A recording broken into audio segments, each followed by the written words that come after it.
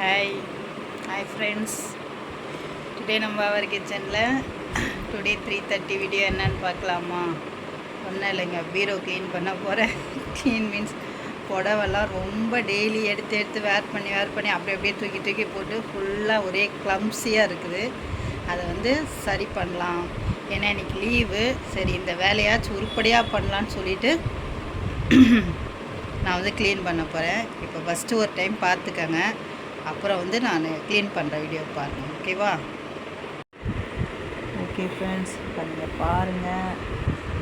இது ஒரு பீரோவோட இருக்கிற சாரீஸ் மட்டும். சாரீஸ் என்கிட்ட நியூ கலெக்ஷன்ஸ்லாம் எதுவும் இருக்காது. ஏன்னா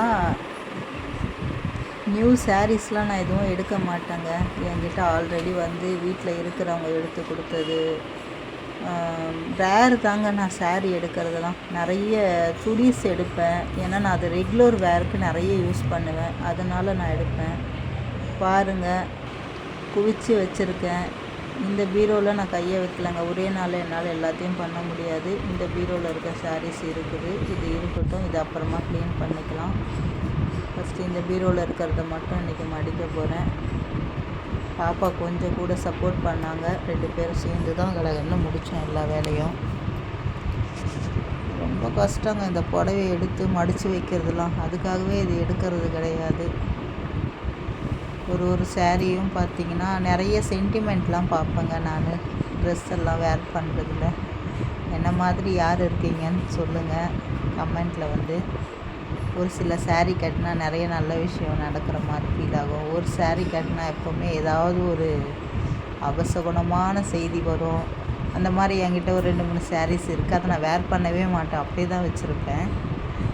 அந்த மாதிரி கொஞ்சம் சென்டிமெண்ட்லாம் பார்ப்பேன் நான் ட்ரெஸ்ஸஸ்லாம்.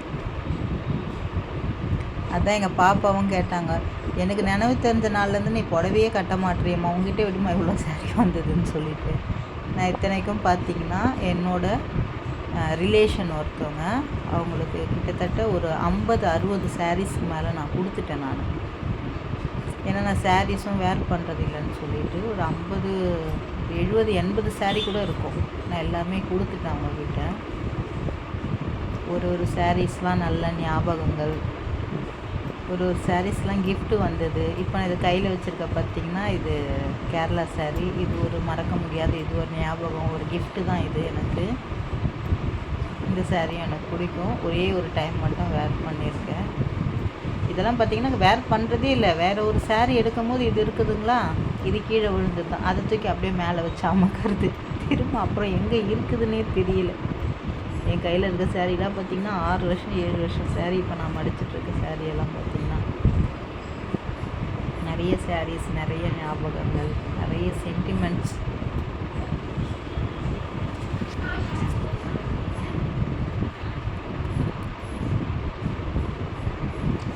சாரீலாம் பார்த்திங்கன்னா இது எல்லாமே கிஃப்ட்டு வந்தது தான். இப்போ நான் எடுத்து இருக்கிற சாரீலாம் பார்த்திங்கன்னா எல்லாமே அது கிஃப்டட் சாரீ தான். இதெல்லாம் பழைய சாரீ தாங்க. நல்லாயிருக்கும், கட்டினா ரொம்ப நல்லாயிருக்கும்.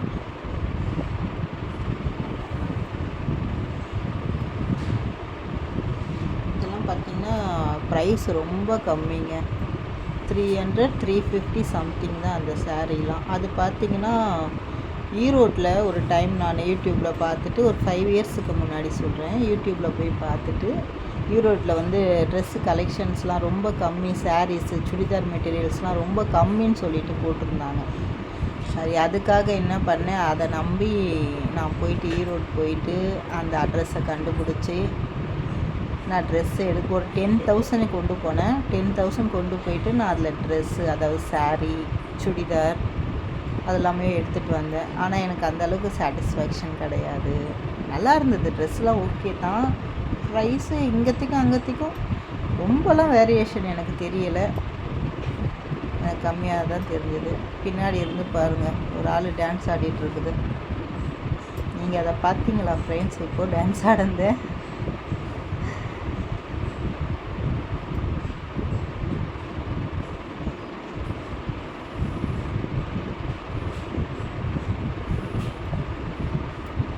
அந்த பிங்க் கலர்லேயும் பார்த்தீங்கன்னா ஒரு 4-5 சாரீஸ் இருக்கும். அந்த மாதிரி நார்மல் சாரீஸ் தான் ஒரு 4-5 வச்சுருப்பேன். பிங்க்கு ஒரு கட்டத்தில் வந்து ஒரு கலர் பிடிக்குங்க. எனக்கு இந்த கலர் தான் பிடிக்குன்றது நிரந்தரமாக கிடையாது. ப்ளூவே பார்த்திங்களா, நான் வேர் பண்ணியிருக்கிறதும் ஒரு ப்ளூ கலர் saree, இப்போ நான் மடித்து வைக்கிறதும் ஒரு ப்ளூ கலர் saree. ஒரு சீசனில் பார்த்திங்கன்னா பர்பிள் கலர் ரொம்ப இஷ்டமாக இருந்தது, அதனால் நிறைய பர்பிள்ஸாக நான் வந்து வாங்கிட்டு இருந்தேன்.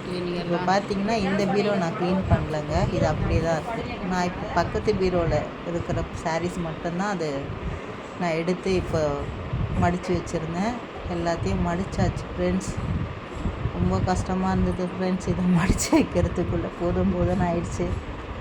மடிச்சிட்டேங்க. இப்போ எடுத்து நம்ம பீரோவில் வச்சிடலாம். இப்போ பார்த்திங்கன்னா இது 2-3 saree அப்படியே கலையில், அது நல்லா தான் இருந்தது, அதனால் நான் அதை எடுக்கலை. மற்றதெல்லாம் மட்டும் எடுத்துகிட்டு அதை மட்டும் க்ளீன் பண்ணி வச்சிடலாம் அப்படின்னு சொல்லிட்டேன். வீடியோ ரொம்ப லென்த்தாக போகும்னு சொல்லிவிட்டு நான் ரொம்ப அதை ஸ்பீட் பண்ணியாச்சு. பாப்பா எடிட்டிங் பண்ணி கொடுத்துட்டாங்க. அதை எல்லாத்தையும் எடுத்து வச்சிட்ருக்கேங்க. பீரோவே பத்தலைங்க எனக்கு, அதனாலேயே எனக்கு saree வாங்குகிற ஆசையே இருக்காது. அது வைக்கிறதுக்கு எனக்கு இடையெல்லாம் சொல்லிவிட்டு இப்போ 2 பீரோவில் பார்த்திங்களா, 2 பீரோவில் உள்ளே இருக்க பெட்ரூமில் இருக்காது பீரோங்க, வெளியே 2 பீரோ இருக்குது. அதில் ஃபுல்லாக என்னோடய சுடிதார்ஸு மற்ற ட்ரெஸ் எல்லாம் இருக்குது. இன்னொரு ட்ரெஸ்ஸில் அதில் பாப்பா முடிஞ்சிடுச்சு ஒர்க் எல்லாம்.